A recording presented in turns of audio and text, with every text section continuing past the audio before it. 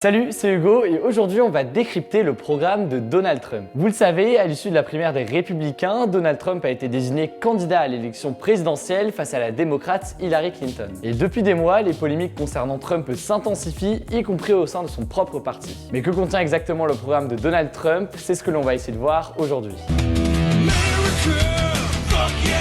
L'objectif de cette vidéo n'est pas d'apporter quelconque jugement personnel sur Trump, mais bien de présenter les aspects majeurs de son programme, ainsi que de voir pourquoi certains s'y opposent. Commençons donc par le volet économique et l'attachement particulier de Donald Trump pour les droits de douane. Les droits de douane, je vous en parlais déjà dans ma vidéo sur le traité transatlantique, c'est un impôt que doit payer une entreprise étrangère pour vendre ses produits dans un autre pays, donc ici les États-Unis. Une politique d'augmentation des droits de douane vise à favoriser les entreprises américaines par rapport aux entreprises étrangères. En effet, les droits de douane font augmenter le prix des produits importés, ce qui favorise la consommation des produits locaux selon Trump. Concrètement, Trump a par exemple déclaré qu'en cas d'échec de renégociation d'accord, il n'hésiterait pas à taxer à hauteur de 45% les importations venant de Chine.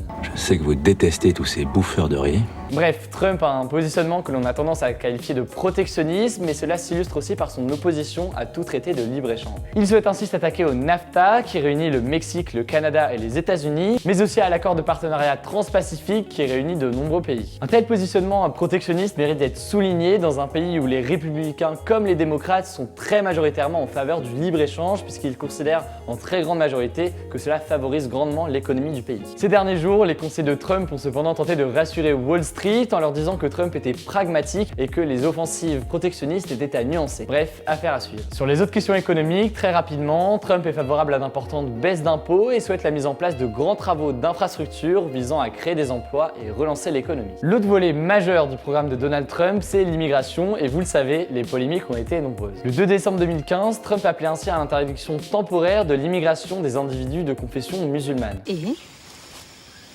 Et rien. Faisons comme si c'était normal après tout. S'il a progressivement cessé de mentionner cette mesure qui a indigné une large partie de l'opinion publique, Trump souhaite toujours mettre en place ce qu'il appelle un contrôle extrême de l'immigration. La mise en place de ce qu'il appelle des tests de dépistage idéologique pour ceux souhaitant émigrer aux États-Unis est aussi envisagée, ce qui devrait permettre selon lui d'identifier les potentiels terroristes. Concernant l'immigration illégale, Trump se veut là aussi très offensif. En novembre dernier, il appelait ainsi à la déportation de force de tous les immigrés illégaux présents sur le territoire des États-Unis, soit plus de 11 millions de personnes. Là aussi, cette annonce a indigné et choqué une large partie de l'opinion publique et surtout fait réagir de nombreux centres de recherche et spécialistes de l'immigration qui jugent qu'une telle mesure coûterait des centaines de milliards d'euros et n'amènerait que le chaos. De son côté, Hillary Clinton avait réagi sur Twitter en qualifiant cette déportation d'absurde, inhumaine et non américaine. Enfin, vous le savez, pour mettre fin à l'immigration illégale, Trump souhaite aussi construire un mur entre le Mexique et les États-Unis. Bien sûr, il existe déjà une frontière entre les deux pays, mais Trump souhaite la remplacer par un mur de 15 mètres de haut, s'étendant sur au moins la moitié de la frontière entre les deux pays, soit 1600 km. Les réactions ont été nombreuses à cette mesure, beaucoup jugeant que les coûts de construction et de gestion seraient monstrueux et ingérables. Enfin, il est intéressant de jeter un œil à la politique étrangère menée par Donald Trump. D'abord, il a qualifié la politique menée depuis des années de désastreuse, que ce soit la guerre en Irak, l'implication en Libye ou encore l'accord nucléaire avec l'Iran. Face à l'État islamique, il promet n'avoir aucune pitié et a déclaré que les jours de Daesh étaient comptés. Enfin, il apparaît aussi qu'il entretient de très bonnes relations avec la Russie. L'un des conseillers de Trump, Paul Manafort, était en fait avant conseiller de Yanukovych, le président russophile ukrainien qui a été renversé en 2014. Aujourd'hui, Trump dit vouer une admiration à Vladimir Poutine et l'a d'ailleurs défendu à plusieurs reprises sur la situation en Crimée notamment.